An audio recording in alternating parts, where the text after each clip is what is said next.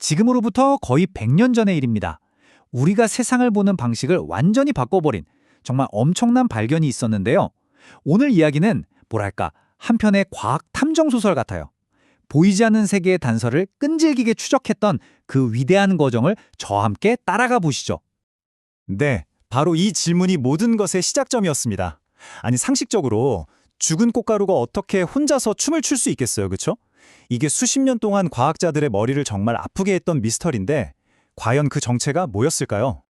자, 이야기의 첫 번째 장, 미스테리한 춤입니다. 모든 건 정말 설명하기 힘든 어떤 관찰에서부터 시작됐습니다.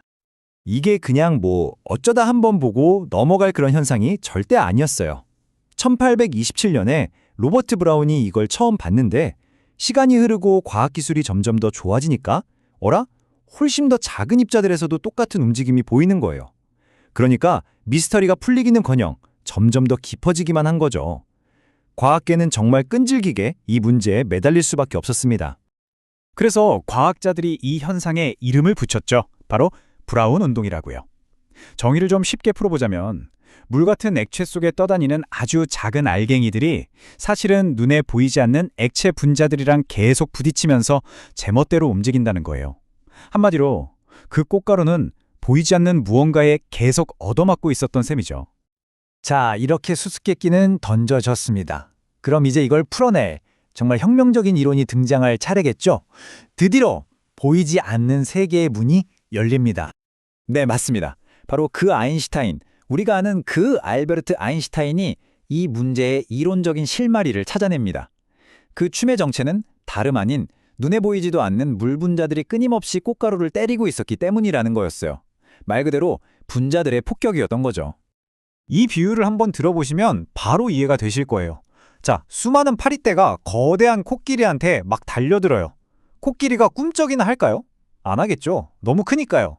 근데 만약에 그 파리들이 자기랑 몸집이 비슷한 벌한테 부딪히면 어떻게 될까요? 당연히 벌은 휙 밀려나겠죠. 아인슈타인이 설명한 게 바로 이겁니다. 꽃가루는 코끼리가 아니라 바로 이 벌 같은 존재였던 거예요. 그리고 눈에 보이지 않는 수많은 물 분자들이 바로 그 파리였던 거고요. 계속 부딪히니까 춤을 출 수밖에요. 근데 이 이론이 진짜 중요한 이유는 따로 있습니다. 이게 그냥 꽃가루가 이렇게 움직이는구나 해서 끝나는 얘기가 아니었어요. 이게 뭘 의미하냐면요. 바로 원자나 분자라는 게 그냥 과학자들이 머릿속으로 상상해낸 개념이 아니라 진짜로 존재한다는 걸 눈으로 보여주는 첫 번째 증거였다는 겁니다. 엄청나죠? 지금이야 우리가 원자의 존재를 당연하게 생각하지만 그 당시에는요, 과학계에서 이게 엄청난 논쟁거리였어요. 아주 영향력 있는 과학자들 중에는 원자? 그거 그냥 계산하기 편리하고 만들어낸 가상의 개념 아니야? 이렇게 생각하는 사람들도 많았거든요.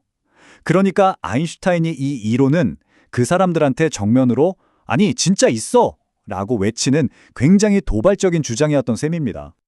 자, 이론은 나왔습니다. 하지만 이론만으로는 부족하죠. 결정적인 증거가 필요했습니다. 바로 이때 이 이야기의 주인공 탐정 테오도르 스베드베리가 무대에 등장합니다. 스베드베리라는 사람은요, 아인슈타인의 그 엄청난 이론을 그냥 책상 위에서만 보고 있을 수가 없었던 거예요. 이건 내가 직접 눈으로 확인해야겠다. 이렇게 마음먹은 정말 대단한 실험 과학자였습니다. 심지어 그의 목표는 훨씬 더 대담했습니다. 그냥 분자가 존재한다. 이걸 증명하는 수준이 아니었어요.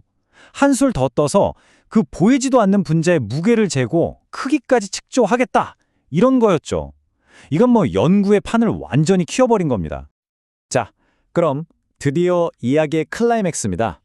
대체 스베드베리는 보이지도 않는 걸 어떻게 측정했을까요? 그가 이 모든 판도를 바꿔버린 혁명적인 발명품, 지금 바로 공개합니다. 그의 비밀 병기는 바로 이름부터 뭔가 대단해 보이죠. 초원심 분리기였습니다. 이게 어떻게 작동하는지 아주 쉽게 설명해 드릴게요. 혹시 우유 분리기라고 아세요? 막 돌리면 원심력 때문에 무거운 우유랑 가벼운 크림이 분리되는 거예요. 스베드베리의 기계가 딱 그 원리입니다. 다만 대상이 우유가 아니라 용액 속에 녹아있는 보이지 않는 분자들이었던 거죠. 이걸 어마어마한 속도로 휙 돌리면 당연히 무거운 분자일수록 바깥쪽으로 쏠리겠죠? 그리고 그 상태를 딱 사진으로 찍어서 분자들이 어떻게 퍼져 있는지 분석하는 겁니다. 간단하죠? 그럼 대체 얼마나 빨리 돌렸냐고요? 이 숫자를 보시면 정말 깜짝 놀라실 겁니다. 분당 회전수가 자그마치 4만 번입니다. 4만 번이요! 그 당시 기술로는 정말 상상도 할 수 없는 속도였어요.